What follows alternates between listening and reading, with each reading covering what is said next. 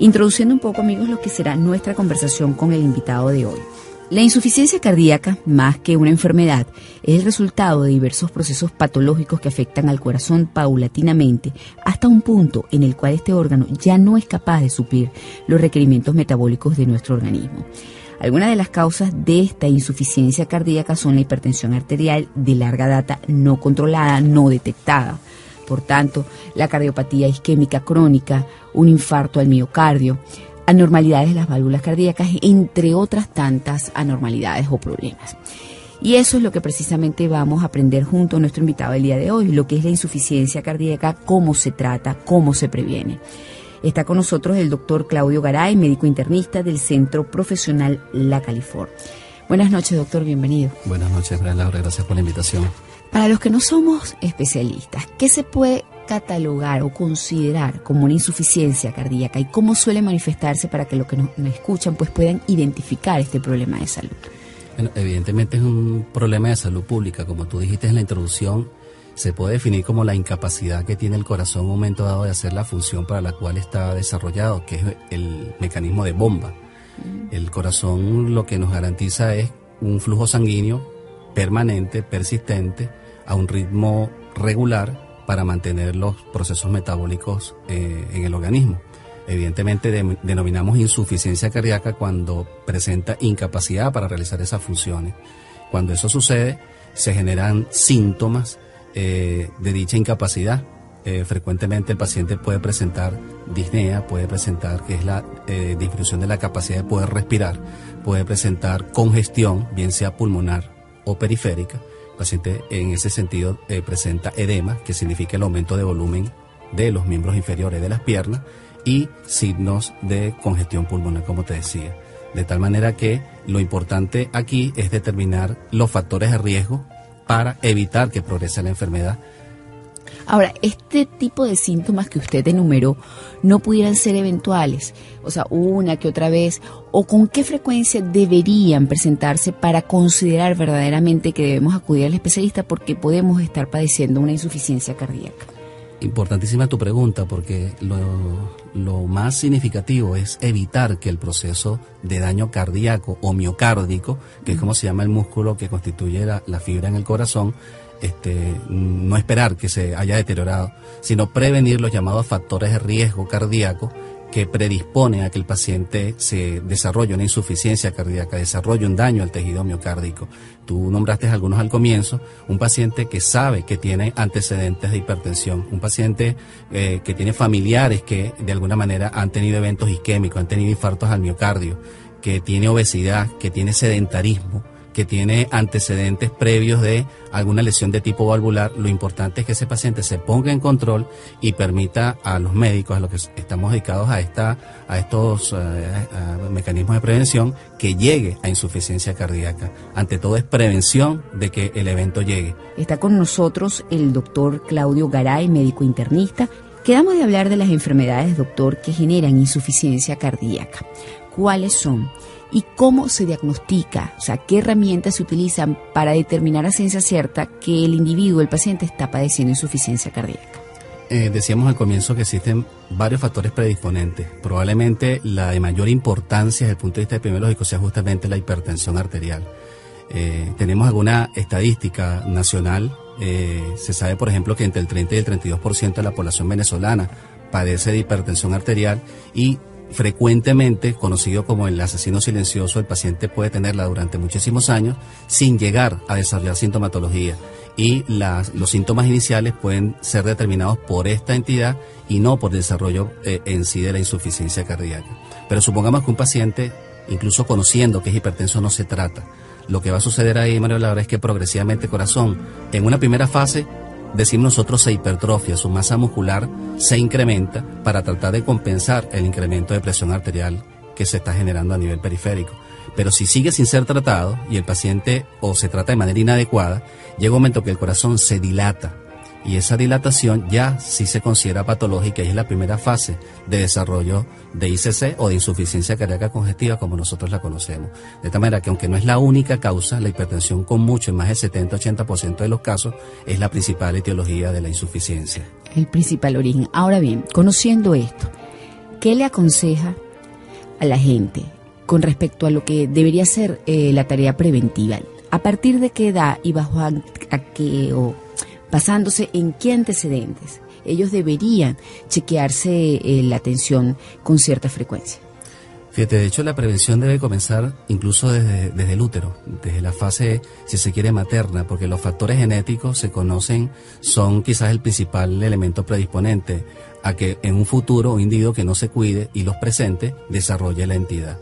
Cualquier factor de riesgo cardiovascular debe ser atendido antes de que esté presente algún tipo de sintomatología. Por ejemplo, entre otras cosas, la madre gestante debería cuidar y mantener a raya su peso o el incremento de peso durante el embarazo. Sus niveles de colesterol. El tipo de alimentación, entre otras cosas también. Por supuesto, ¿no? Así es.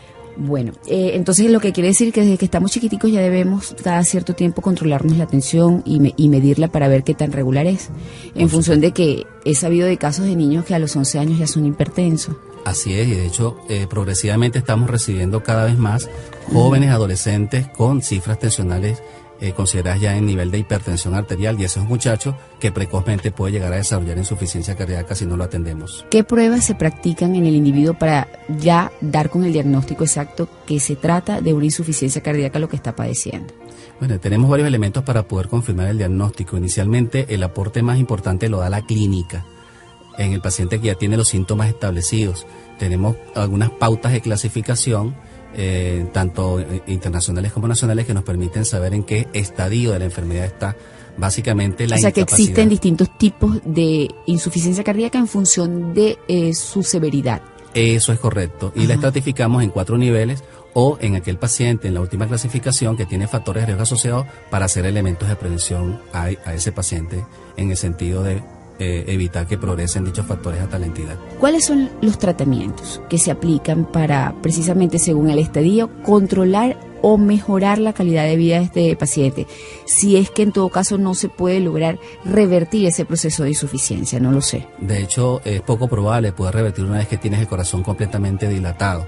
Entonces, en ese momento, el pronóstico de vida del paciente, por supuesto, puede estar sumamente comprometido, porque prácticamente el 50% de nuestros pacientes con las llamadas clasificaciones 3 y 4 de Nueva York, que es la que utilizamos clínicamente a nivel internacional para estratificar, más de la mitad ha fallecido ya al 5º año. De tal manera que es importante comenzar el tratamiento lo más tempranamente posible. En una primera fase, ya decíamos que el primer síntoma del paciente es disnea, tiene incapacidad para poder realizar sus actividades físicas diarias. El paciente camina y se cansa a una distancia que anteriormente no le pasaba. Que esos son los primeros síntomas, quizás de tipo congestivo. Las primeras terapias, probablemente la más eficaz sea la terapia diurética, porque nos permite aliviar ese síntoma de congestión, bien sea los llamados diuréticos de ASA principalmente, que es la hidroclorotiazida, y la furosemida en todo caso si el paciente está en fase aguda. Vamos a hablar de prevención, que también es importante, o de otras alternativas, aparte de lo que es la terapia farmacológica que se aplica en este tipo de pacientes. Por ejemplo, se me ocurre, podrían mejorar su condición con cierta práctica deportiva, podrían mejorar su condición variando la alimentación, procurándose, qué sé yo, terapias alternativas como el yoga, para quizás mejorar su estado y su calidad de vida. Excelente tu pregunta, porque hace unos relativamente pocos años, 15 o 20 años, prácticamente el paciente que hacía un evento isquémico cardíaco o se era diagnosticado de una insuficiencia cardíaca, prácticamente era condenado a un reposo que literalmente lesionaba por mecanismos de atrofia mucho más las condiciones del paciente. Actualmente, en las unidades de rehabilitación cardíaca, pacientes bajo ciertas condiciones monitorizadas, bien controladas por personal entrenado, pueden permitir que un paciente mejore sus condiciones a través del ejercicio, de mejorar su capacidad de tipo tanto aeróbica como anaeróbica. Me imagino que estos ejercicios sí deben ser controlados por un especialista en la materia, bajo indicaciones del médico, que le advierta hasta qué punto puede o no esforzarse el paciente. Eso es correcto, y se monitoriza incluso la cantidad de unidades metabólicas, METs, que es como se le conoce, que él puede llegar de acuerdo a las condiciones físicas que él presente. Por supuesto que mientras más temprano tú agarras al paciente, mejor respuesta va a tener. En la medida que el paciente está en estadios terminales, la posibilidad de esta rehabilitación cardíaca es más acentuada. Usted me habla de que el daño no puede revertirse, o sea, ya avanzó la insuficiencia a ese nivel, pues se va a mantener o puede avanzar, más no retrocede. ¿Esto es cierto? podemos detener el proceso que se conoce como solo remodelado. Detenerlo. Y esto a través de todos estos tratamientos y de todas estas terapias. Eso es correcto. Evitamos el remodelado cardíaco, que es esa disfunción que el corazón tiene en un momento dado. Un mensaje final, doctor. Es importantísimo que en general la población entienda que hay que controlar los factores de riesgo cardiovascular. Y si de este programa queda en la mayor parte de la gente que lo escucha esa idea de tener que cuidarse de manera permanente desde el punto de vista... Revisarse, medirse la tensión. Constantemente, tensión, niveles de colesterol, actividad física, elementos de tipo nutricional, pues yo creo que está cumpliendo su objetivo de manera total. Repita los factores de riesgo rápidamente, doctor. Hipertensión arterial, incrementos de colesterol, inhibición o carencia de respuesta de tipo, falta de respuesta deportiva, desacondicionamiento de tipo físico, cardiopatías previas, valvulopatías establecidas previas, congénitas, porque incluso pues podemos tener un niño con disfunción cardíaca, con insuficiencia cardíaca, si tiene una cardiopatía congénita. Entonces el control médico periódico es lo que fundamenta que esto no progrese. O sea, que no haya deterioro de nuestro corazón. Eso es correcto, que es el motor del cuerpo. Así es. Bueno, muchísimas gracias a nuestro invitado, el doctor Claudio Garay, médico internista del Centro Profesional La California. Nuestro tema fue insuficiencia cardíaca.